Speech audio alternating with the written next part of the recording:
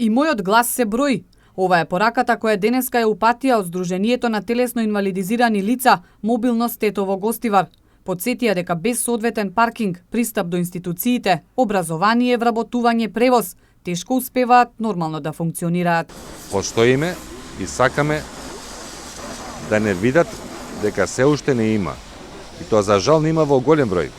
Ако веќе сакате да ни помогнете, немојте да правите ништо за нас без нас. Во целиот сообраќаен хаос кој владее во Тетово, овие лица посочија дека токму движењето низ улиците им е најтешко. Би сакал во иднина, без разлика, значи се работи за нови патишта, тротоари, да биде барам малку по-пристапни, најшто за тие со количка.